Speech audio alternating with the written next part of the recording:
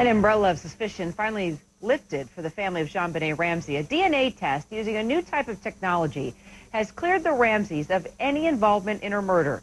An attorney for John Ramsey told CNN the family has no plans to sue prosecutors or law enforcement. Meanwhile, a Colorado prosecutor apologized to the family for being under suspicion for her death for so many years.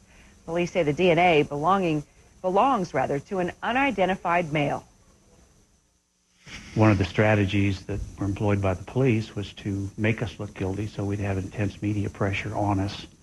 And so the information leaked anonymously that wasn't true, that implicated us and caused people to suspect us. And that was a defined strategy that certainly added fuel to the fire. They have undergone an incredible ordeal for almost 12 years on trial in the court of public opinion for a crime they did not commit. I think that they have lived through those years with their faith and with their knowledge of their innocence and their hope that one day the killer of their daughter will be brought to justice. Well, we want to explore what this new DNA evidence could mean for the search for JonBenet's killer. Don Clark, an expert on hunting criminals. He's a former FBI special agent in charge. He's in Houston, Texas. Don, great to see you. Good to see you, Kara. Well, tell me about this touch DNA. What's new about this process?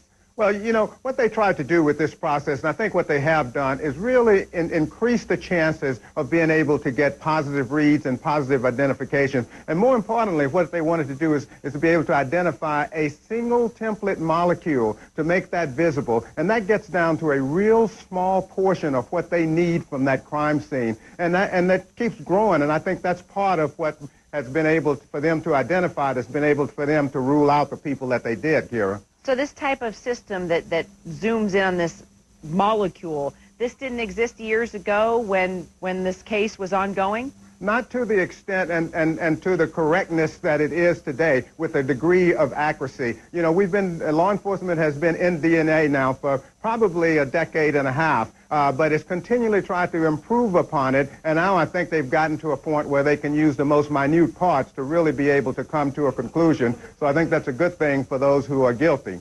All right, so let's talk about those who are guilty here. They've identified that it's definitely coming from a male. It's not a family member. It's not John or Patsy Ramsey. But there is no match in the DNA database. So does this killer have to kill again?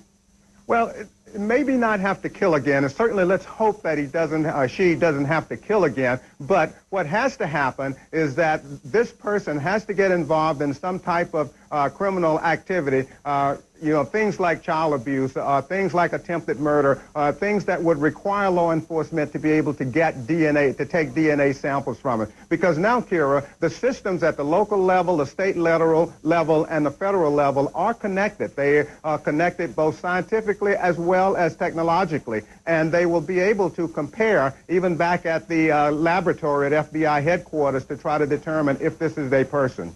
Well, hopefully they will find a match. Don Clark, thanks. Thank you, Kara.